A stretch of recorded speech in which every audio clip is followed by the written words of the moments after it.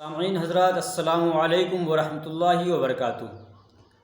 ناظرین حضرات، آج کا جو ٹاپک ہے وہ ہے شادی کے 6 شرعی اعمال، یعنی شادی میں جو 6 چیزیں ضروری ہے وہ کیا ہے۔ تو آپ سے گزارش ہے کہ بنا ویڈیو کو اسکپ کیے دیکھا کرے اور لائک کیا کرے، کامنٹ میں اچھے اظہار خیال پیش کیا کرے، تاکہ میں اسی طرح آپ کے لیے چھوٹی چھوٹی اور اچھی جانکاری والی ویڈیو بنا کر آپ کی خدمت میں پیش کرتا رہوں۔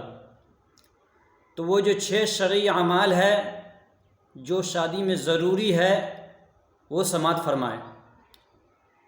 نمبر 1، 2 فرض، یعنی ایجاب و قبول اور 2 گواہ، یہ دونوں چیزیں فرض ہے۔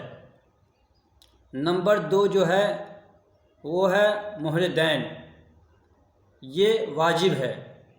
نمبر 3 جو ہے وہ 3 سنتیں ہیں۔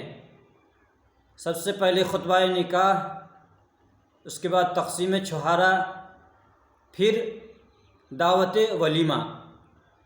ان 6 شرعی اعمال کے علاوہ جتنی بھی چیزیں ہیں سب غیر شرعی ہے اور خلاف سنت ہے، اور سراسر کھلم کھلا فضول خرچی ہے۔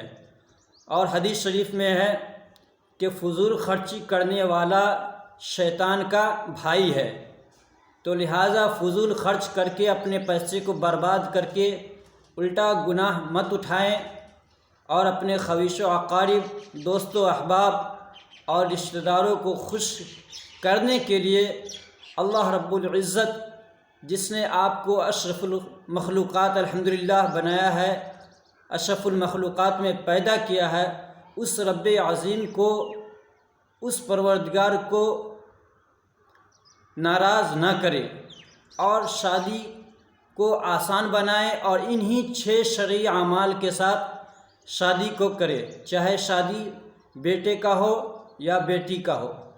ان 6 شرعی اعمال کے علاوہ کچھ بھی نہ کرے۔ فقط والسلام، السلام علیکم ورحمۃ اللہ وبرکاتہ۔